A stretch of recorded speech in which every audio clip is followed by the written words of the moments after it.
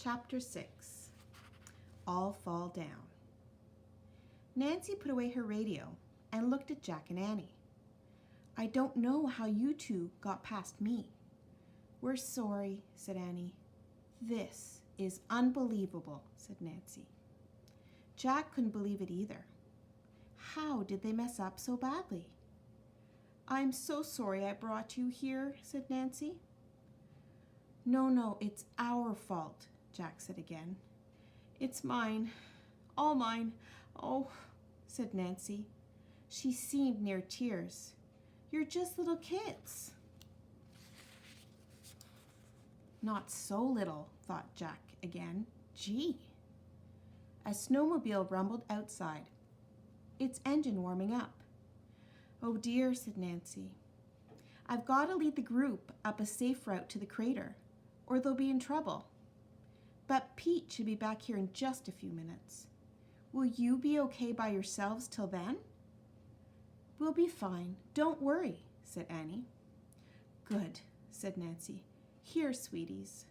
She poured some water into 2 cups and gave them to Jack and Annie. Drink.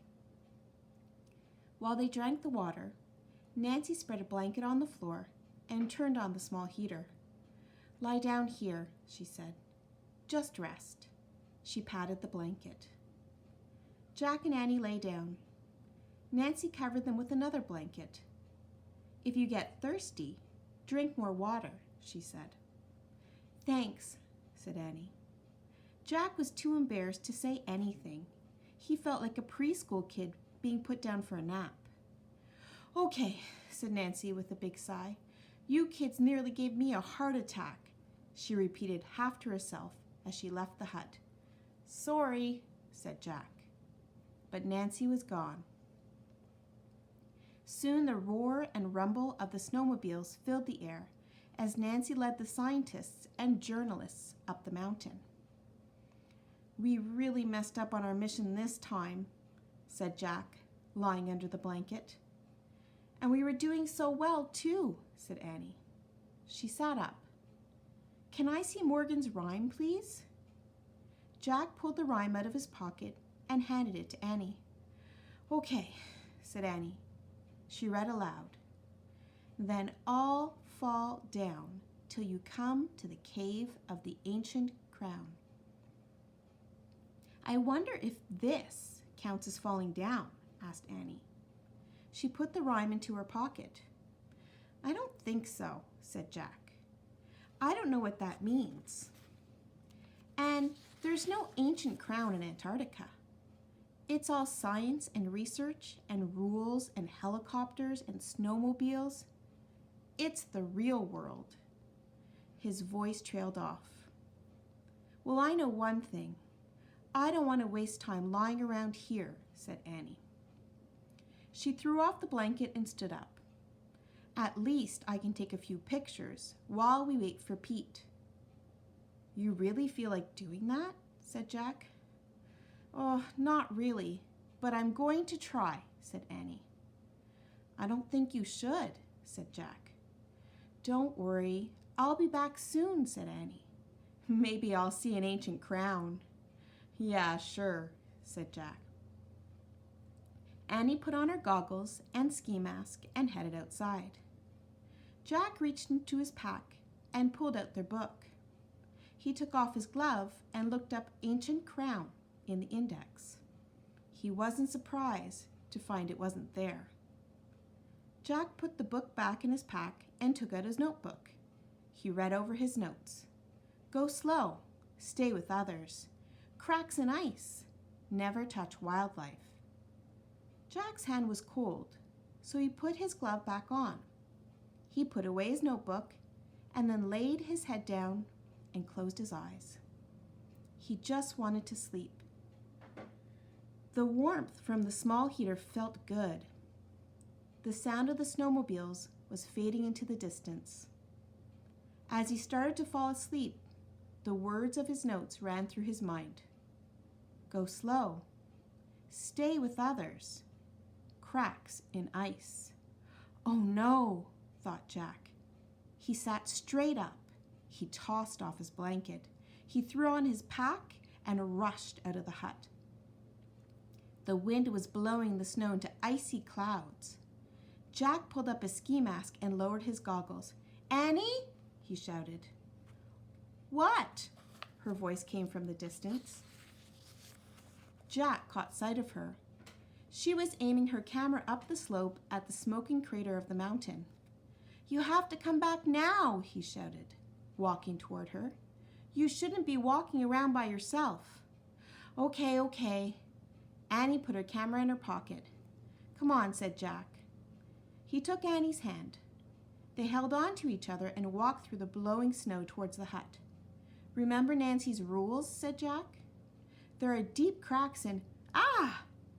Before Jack could finish, the ground beneath him gave way, and he and Annie crashed through a thin layer of snow, hiding a deep crack in the ice. Jack and Annie landed on an icy ledge. Clumps of snow fell on top of them. Silence filled the air. A thin shaft of light came from the opening they had fallen through. It was at least 10 feet above them. "You okay?" Jack said. "I think so," said Annie. They both sat up slowly. Annie perched over the edge of the ledge. "Uh-oh," she said. "Look." Jack looked.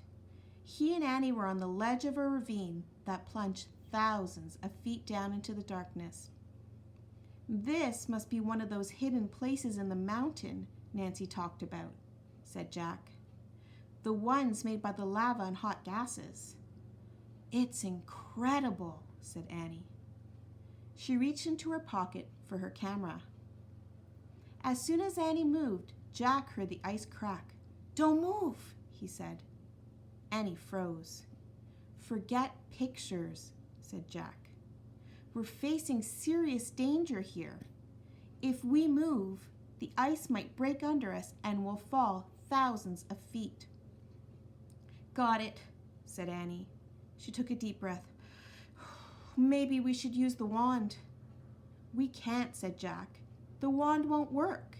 We can only use it for the good of others, not just ourselves." "Darn," said Annie.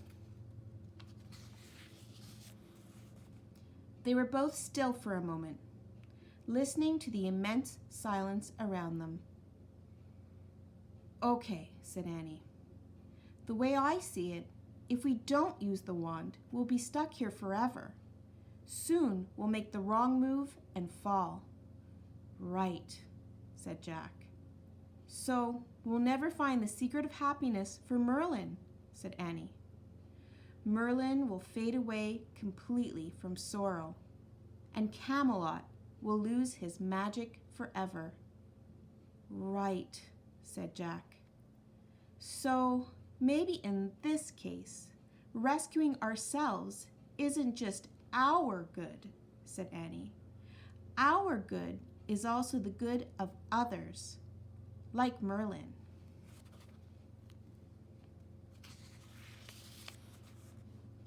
"Good thinking," said Jack. "Let's try it." He carefully twisted around and took off his backpack.